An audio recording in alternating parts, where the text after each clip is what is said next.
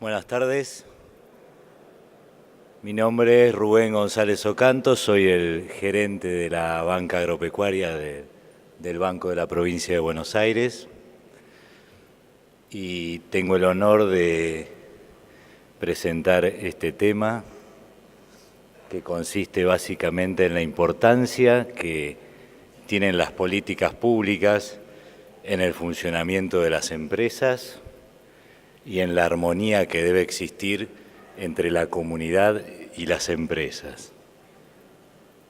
Para reevolucionar el rol de las políticas públicas y la armonía entre lo público y privado, en el Día del Economista recibimos a Eduardo Levi Yeyati.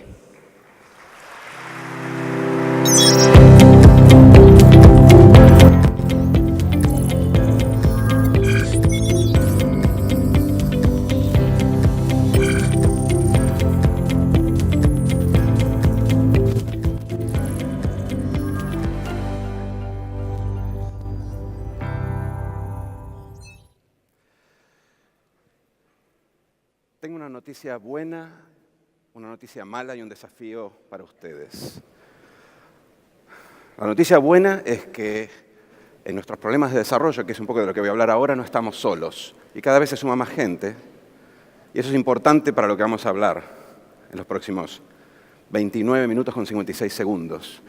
La noticia mala es que hasta ahora no hay nadie que haya salido de la trampa del desarrollo del tipo que tenemos nosotros en Argentina, por lo menos nadie comparable. El desafío lo vamos a ver más adelante, pero déjenme empezar por pasos desde el principio, para que vayamos hilando un poco la historia desde el presente hasta lo que me interesa más, que es ver un poco qué es lo que pasa en el mediano plazo e incluso en el largo plazo. El presente hoy, si tenemos que pensar en términos de desarrollo como crecimiento, y luego vamos a ver un poco cómo esto se combina con la cuestión de la distribución, que es fundamental. Pero si tenemos que pensar en términos de crecimiento, que es algo que nos obsesiona ahora, lo primero que llama la atención es que todavía nos estamos repitiendo. Este gráfico, yo tengo que mirarlos a ustedes, así que me va a costar mucho ir detallando lo que dice el gráfico, pero les pido simplemente un poco de concentración. Fíjense, el primer año es básicamente la composición de las contribuciones al crecimiento de diferentes pedazos o tramos de la demanda. Básicamente inversión, consumo. Y hay una cuestión ahí de inventarios que no viene mucho al caso. Pero concentrémonos en inversión y consumo en el año 2014, 2015, 2016, y lo que nosotros vemos, y creo que no está muy lejos de lo que ve el consenso sobre lo que va a pasar en el año 2017. ¿Y qué es lo que llama la atención de este gráfico? Bueno, básicamente que el 2014 se parece mucho al 2016 y el 2015 se parece mucho al 2017. O dicho de otra manera, que el crecimiento que tuvimos el año pasado, de 2,4% aproximadamente, que no está muy lejos del promedio que tuvimos en los últimos 15 años, fue motorizado fundamentalmente por el consumo, algo que ya sabemos. Y de hecho a principios de año mucha gente decía, bueno, ahora viene la inversión, ahora viene el modelo motorizado por la inversión, que es la que garantiza que vamos a crecer sustentablemente. Bueno, este año claramente el consumo cayó, en parte porque se aceleró la inflación y la inflación come a los salarios que generalmente actualizan para atrás, lo mismo que sucedió en el año 2014, y el año que viene posiblemente tengamos algo muy parecido, con diferencias detrás, ciertamente, en términos de política y calidad de políticas, pero muy parecido en términos así panorámicos a lo que sucedió en el año 2015. Y quiero decir con esto que todavía estamos en este ciclo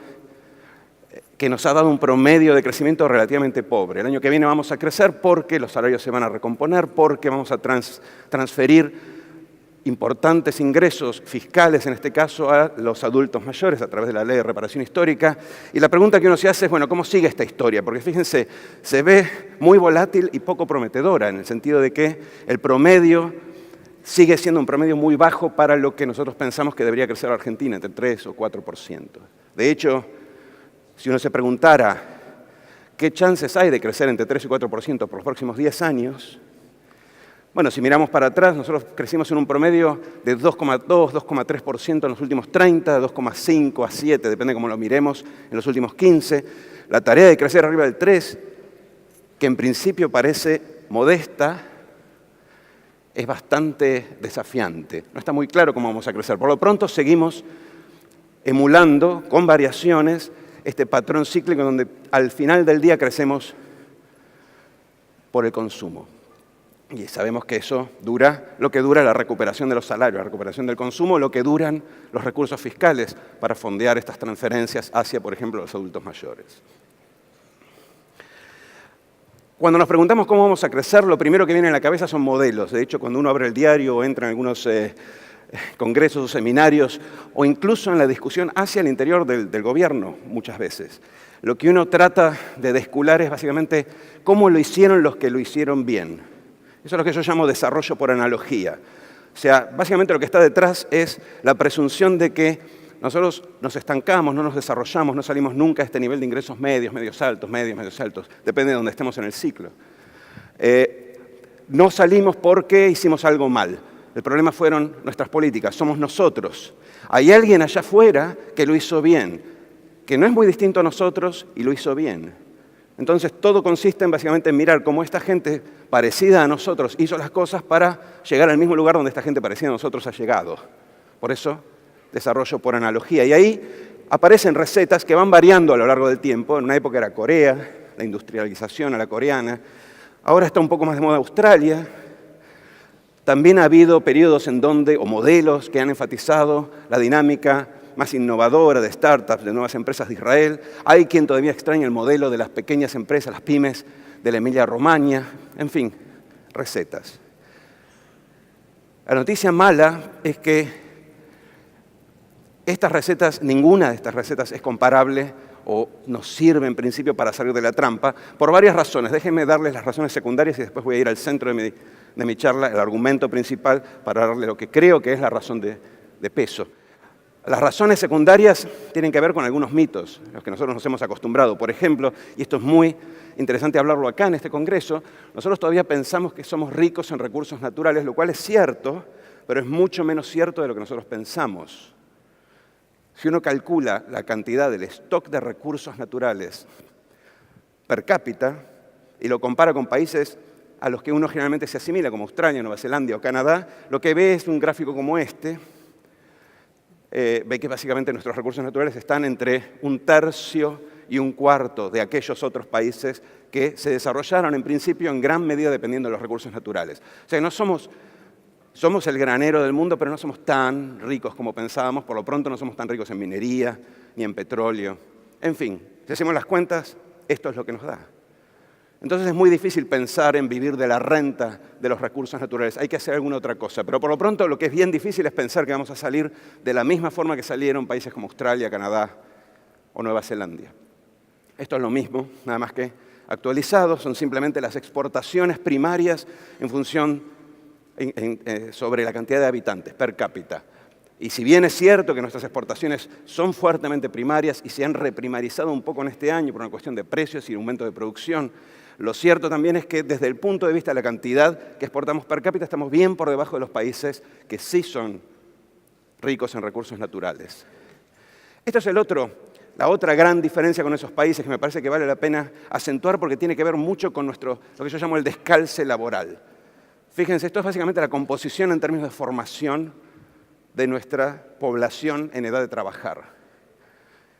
Y si se detienen un poco a mirar las barras, van a ver que el tramo de arriba, que es el que más nos interesa, que es el trabajo presuntamente calificado, los que tienen una educación al menos terciaria, en Argentina es 16%, en países como Australia, Nueva Zelanda, pero también Corea, está en alrededor del 40-45%. Tiene una fuerza laboral más sofisticada. ¿Qué quiere decir esto? Quiere decir varias cosas. Una es que es una fuerza laboral más elástica, que puede ser de alguna forma reentrenada con mayor facilidad.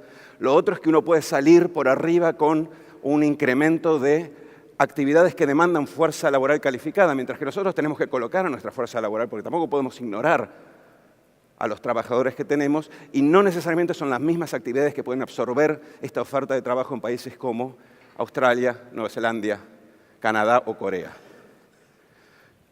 Hay más diferencias con estos países. De hecho, uno podría, por ejemplo, citar el dato de que Australia, Nueva Zelanda y Canadá son países del Commonwealth, que tuvieron durante mucho tiempo asegurado un acceso al financiamiento que, por ejemplo, evitó que sufrieran una crisis, aunque tuvieron en muchos casos, el caso de Australia es el más típico, décadas de déficit comercial.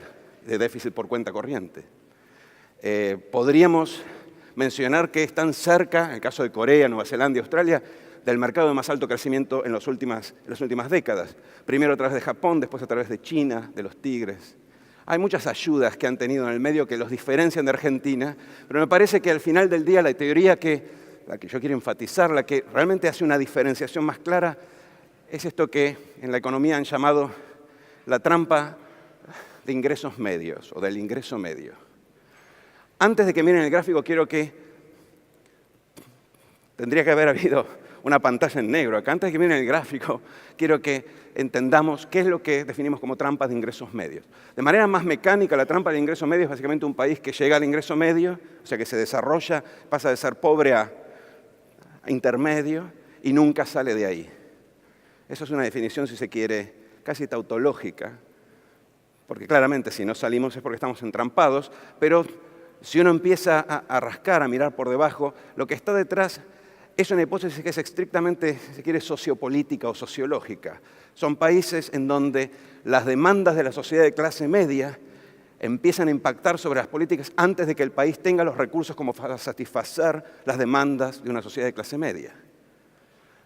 Nosotros estamos acostumbrados a eso, pero para no personalizar, pensemos simplemente en las protestas en Chile por una educación gratuita, que es algo que hoy está entrando en los programas de reforma de Chile, o las protestas en Brasil por tener servicios públicos de calidad. Son todos emergentes, señales de que estos países están entrando, como nosotros entramos hace 90 años, en una suerte de trampa del ingreso medio. ¿Por qué es importante esto? Bueno, ahora sí, pensemos en el gráfico. Este es un gráfico que básicamente lo que muestra es dónde estaba el país en el año 60, basado en su producto per cápita, y dónde está el país hoy, 2014, digamos, relativamente pronto, cerca en el tiempo. Dividimos en 3 cuadrantes, pobre, intermedio y rico, y la idea es ver cuántos de los países que estaban en el intermedio en el año 60 están hoy entre los países ricos, cuántos salieron de la trampa del ingreso medio. Fíjense que la mayor parte de los países que están en el cuadrante, justo en el medio de esos 9 cuadrantes, la mayor parte de los países están en el cuadrante del medio, justamente porque son países que estaban en el ingreso medio en los 60 y siguen estándolo. ¿Cuáles zafaron? ¿Cuáles salieron de la trampa? Bueno, ahí hay varios nombres, están todos nombrados los que salieron. Fíjense, son varias islas del Commonwealth, algunas de ellas, Hong Kong, Singapur, Taiwán. En algunas cuentas aparece las Islas Mauricio, por ejemplo. La periferia europea, España, Irlanda, Portugal, Italia, Grecia y Corea. ¿Qué quiere decir con esto? Que dejemos de lado Corea por un segundo. No hay ningún caso de país mediano, de economía mediana como la nuestra, que haya salido de la trampa de ingresos medios sin ayuda externa, porque claramente la periferia europea fue jalada fuera de la trampa por la mano que le dio el centro europeo, y no queremos compararnos con Singapur o Hong Kong. Entonces, tomemos el caso de Corea. El caso de Corea tampoco nos sirve, porque si nosotros hicimos este gráfico en el año 1950, Corea no sería de ingresos medios, sería pobre.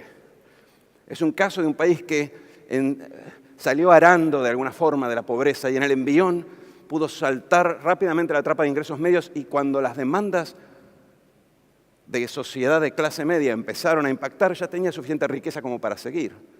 Recordemos, por ejemplo, que Corea inicia su proceso de industrialización muy tempranamente en la posguerra, con una dictadura, sin sindicatos, sin regímenes laborales, con una cantidad de horas trabajadas por semana muy superior a la que se trabajaba en cualquier país latinoamericano, en fin, con condiciones que acá habrían sido insostenibles desde el punto de vista político ya en el año 50.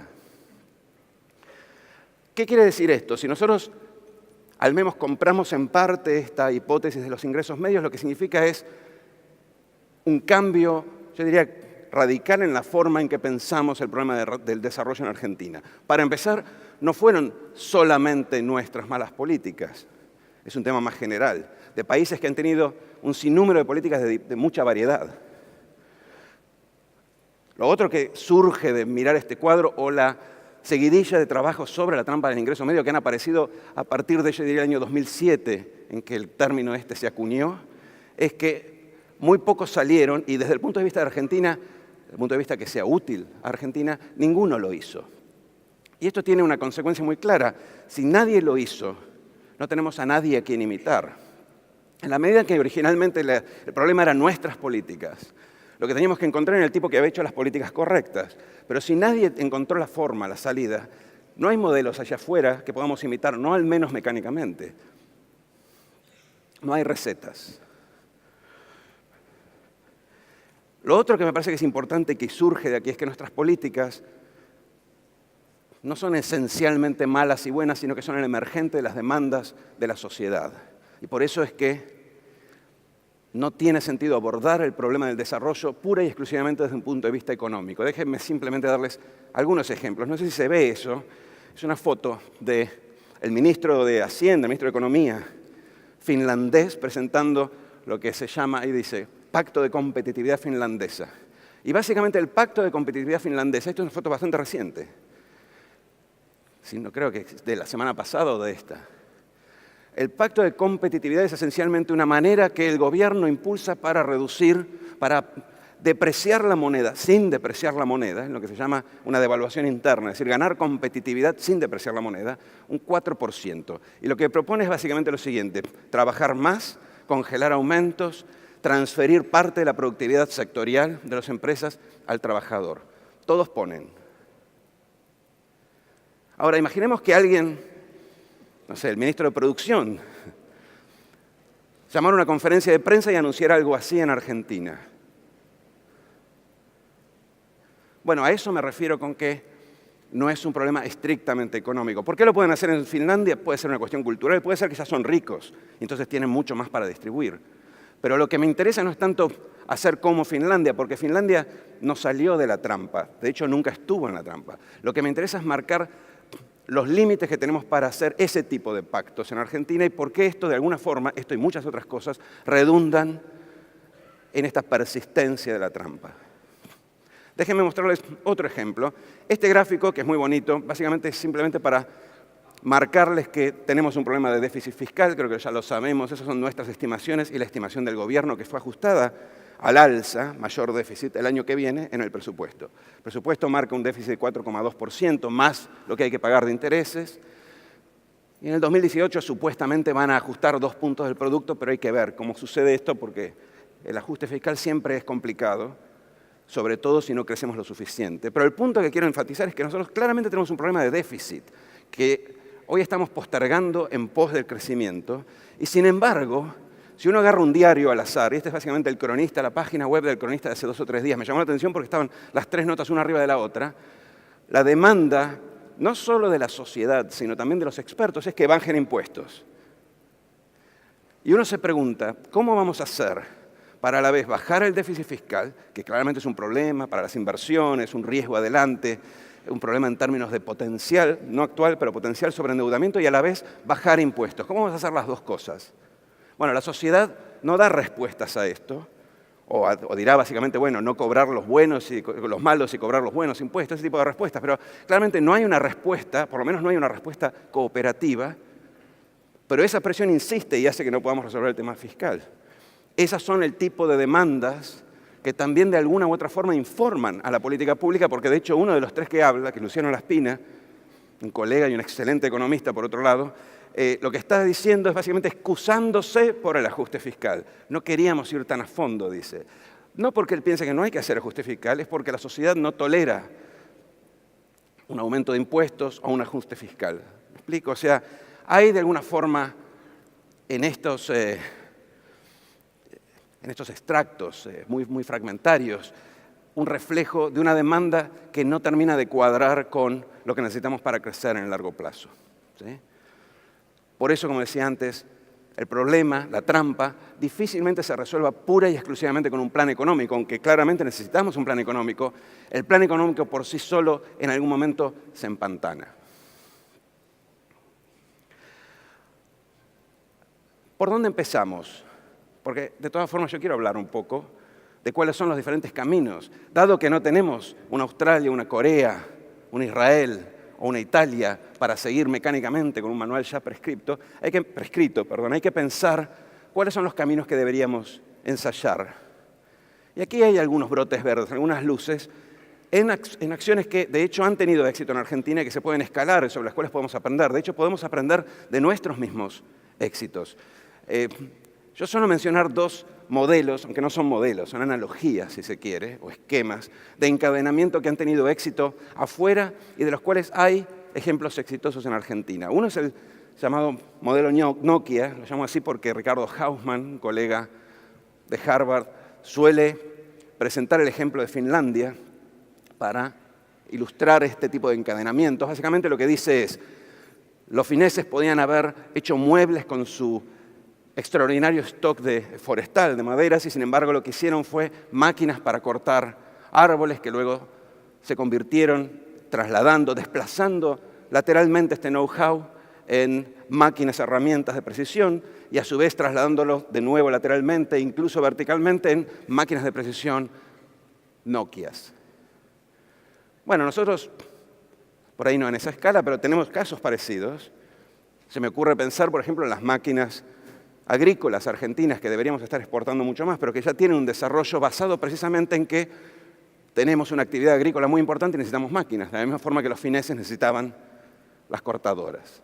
El otro modelo que yo, con el cual complemento, porque no lo contrapongo, sino que complemento al modelo Nokia, y de vuelta, tomen modelo como un atajo, porque claramente no es un modelo, sino es más bien una analogía de cosas que han pasado, tiene que ver con lo que es la industria del vino en Argentina, en particular la creación de la marca Malbec argentino. Todo el mundo la conoce. Mi interpretación de esto es que tomamos los recursos naturales y en vez de venderlos a granel o en hacer mermelada de uva, lo que hicimos fue agregarle procesamiento, pero después le agregamos comercialización, certificación, marketing, distribución internacional, de manera tal que esa misma uva, que si no la habríamos empaquetado y vendido muy barata, la terminamos vendiendo 10, 20, 30 veces más caro de lo que es el producto original. Y ahí de vuelta es interesante este modelo porque si uno se pone a pensar cuánto hay de campo, de industria y de servicios en el Malbec, en la botella de Malbec que uno compra en el Marks & Spencer de Londres, posiblemente encuentre en su composición una composición no muy distinta de la que encuentra en el producto total. Debe haber un 10% de campo, debe haber un 10% de procesamiento industrial, debe haber un 80%, 70% de servicios.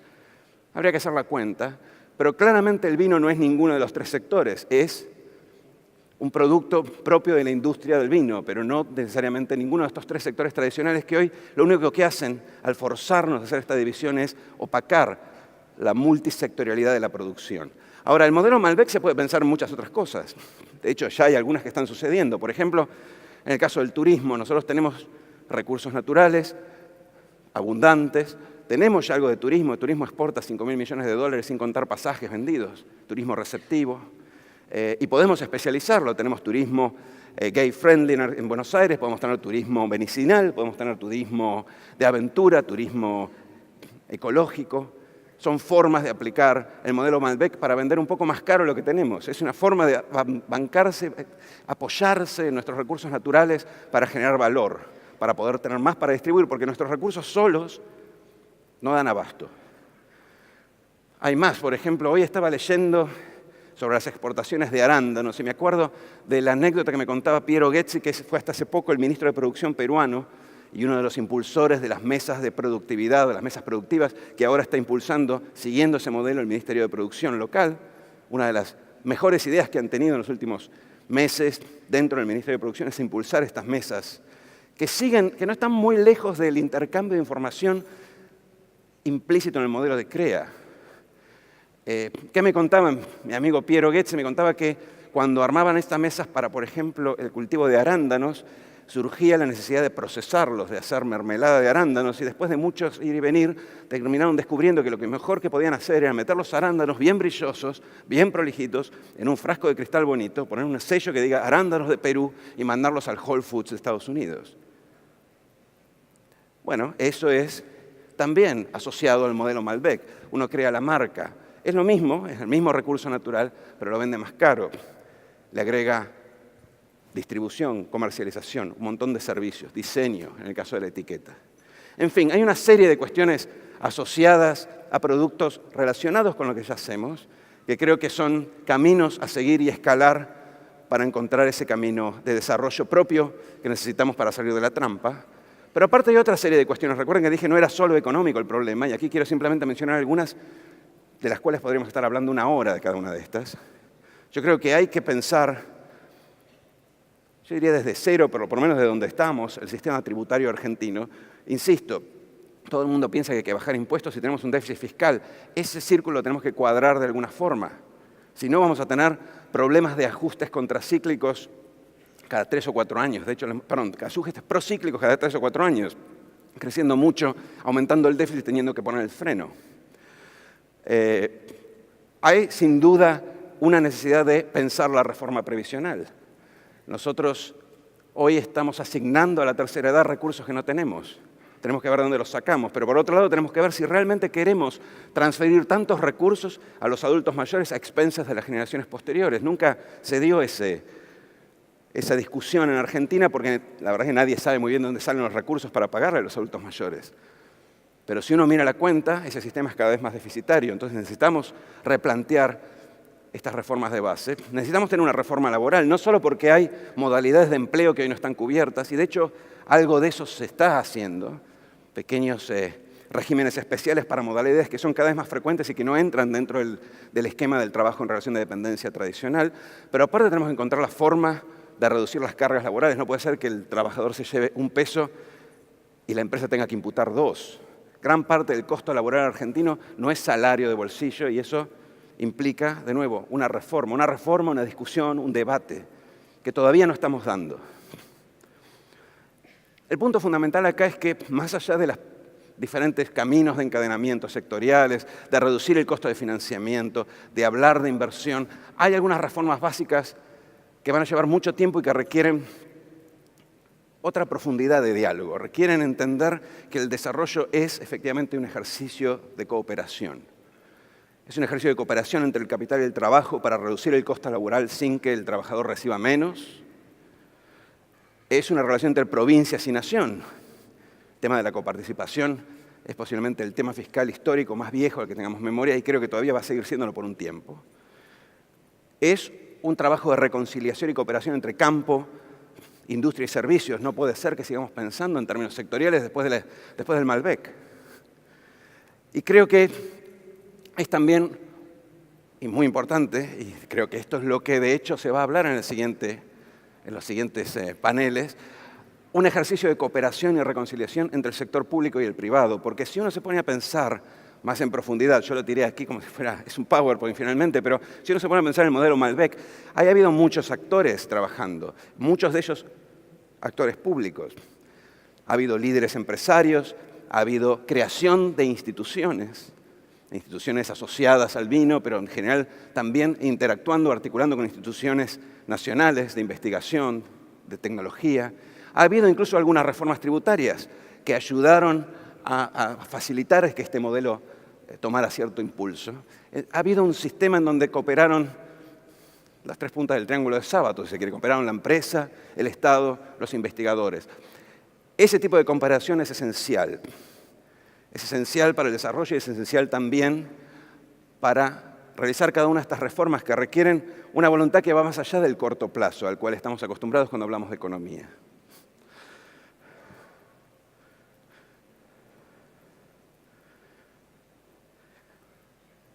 Estoy apretando el botón equivocado. Estábamos yendo para atrás. Es que estamos en una trampa, ¿se dan cuenta? De la cual no vamos a salir con un PowerPoint.